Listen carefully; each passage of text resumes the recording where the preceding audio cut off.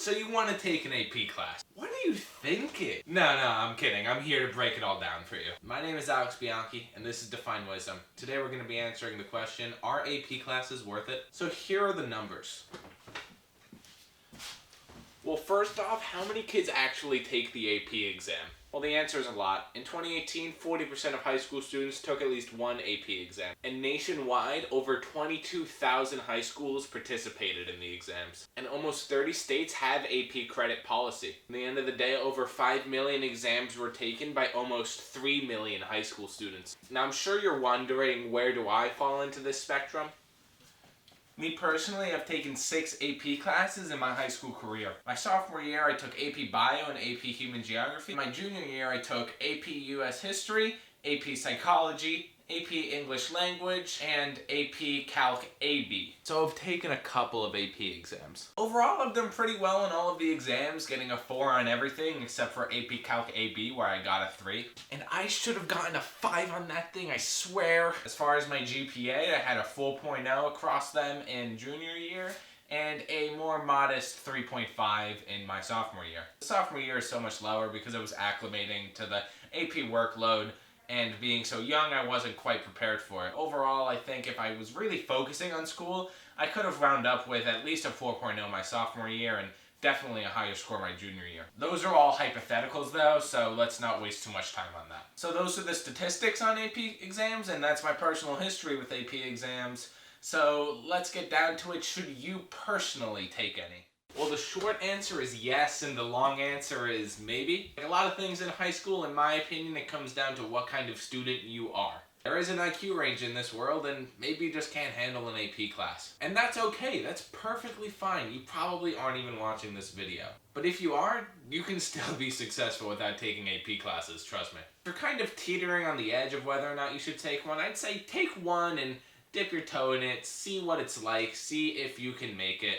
Worst comes to worst, you drop the class. My high school, I know, has a 1 marking period policy with AP classes where you can drop out all the way up to a quarter way into the school year. So if your school is anything like that, and I think a lot of schools are, you don't have much to lose. In the end of the day, colleges really like to see that diversification on your resume, and it puts your GPA a little bit higher because of the 5-point curve. I think it'll be important to explain what a 5.0 grade scale is, and basically that's a weighted GPA to compensate you for taking a harder class.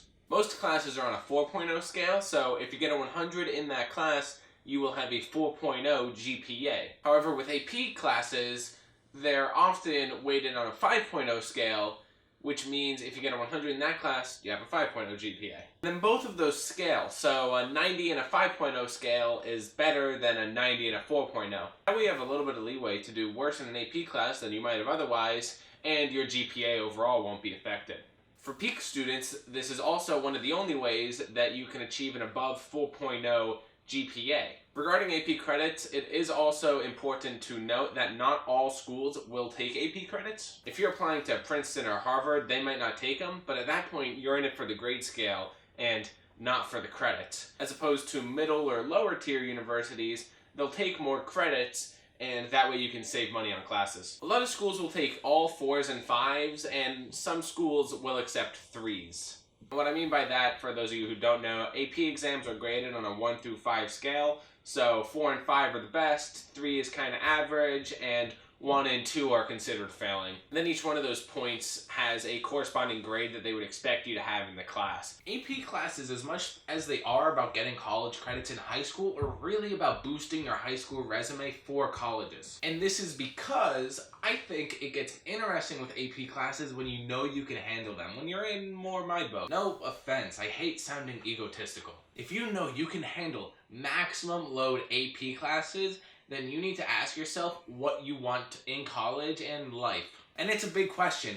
I know people can be the best students ever and not have any idea I was in those shoes, so it's okay not to have the answer. But you might be better off doing something like I did, taking college classes outside of the high school. Talk with your guidance counselor if you have any dual enrollment programs with local community colleges or universities. That way you can maximize your college credits going into university. But let's say you're trying to get into Harvard or Yale or Princeton. And load up on those AP classes and be prepared for a lot of all-nighters studying. Because in the end of the day, those schools are going to want to see above a 4.0 GPA with a load of AP classes, and you're going to have to be at the top of your class rank, which you can achieve through the 5.0 grade scale. If you look at me, I fall somewhere in the middle. I did take a bunch of AP classes and a bunch of college classes, so I'm getting that associate's degree. It's really a balance that I think looks really good for schools, and that's why whether or not AP classes are worth it is such a personal question. To make this video a little more dynamic, I did want to get some friends' opinions on the matter, so I posted on Snapchat and Instagram, both of which are linked down in the description, what they thought about AP classes. And they had some pretty good stuff to say. My friend Rupak said that they're good if you learn from them, but they tanked his GPA and his parents weren't a fan of that. And that it depends on what you're after. Which is a good point that a lot of people made. Whether or not you should take AP exams is very variable on the individual. This person said it depends on your future profession. If you're going into a trade, then no, it doesn't matter. And if you want to be a brain surgeon, then hell yeah. And again, I totally agree. You gotta look at yourself and say, what are you doing in the future? My friend Amber really got into it. She thought they were worth it based purely off of class structure. The classes are often smaller and more conversational, at least in my experience and hers too. This way you get to really learn and take academic risks and understand your study habits in a way that you might not have been able to with easier classes. If you're going to a more challenging university, you'll be prepared for whatever they throw at you. And the most interesting response that I got actually came from a friend of mine. She said they are stupid with 2 O's. She articulated that into talking about how AP students might look down on students who don't take those classes. And that even if kids are doing horribly in AP classes, they'll still make fun of other kids for not even trying. It's a very good conversation to have that's a more macro perspective to are AP classes worth it, which is very micro to the individual. This kind of answers the question of are AP classes worth it for the education system as a whole. My brief opinions on that is that there are going to be different level courses and people are of different intellects, so there is always going to be some kind of social stratification caused by different level courses, but there are always ways to mitigate that. If someone's bullying you, then chances are they aren't that intelligent or aren't going many places in life anyways, so just ignore them and don't let them get to you. And if you do that, then you're instantly the better person in the situation, and I don't care what classes each person is in. So that's going to be the end of the video, guys. Let me know in the comments section what you guys think. Do AP classes cause social stratification, and are they worth it? Let's have a conversation down in the comments, and let me know what other videos you want to see from Define Wisdom. Also, don't forget to like and subscribe while you're down there in the comments sections. One simple like can help this channel out a lot. So yeah, that's going to be it for this one. Peace. Little comment at the end here. I used social stratification on a whim in the video perfectly. That was amazing. This video is going to wind up being a little bit shorter than I wanted it to, so I have 10 more minutes before I have to get out of the house. So I'm just going to record this. With this video, I'm going to try and get ranked on another video, which is a full guide to AP classes by Study to Success.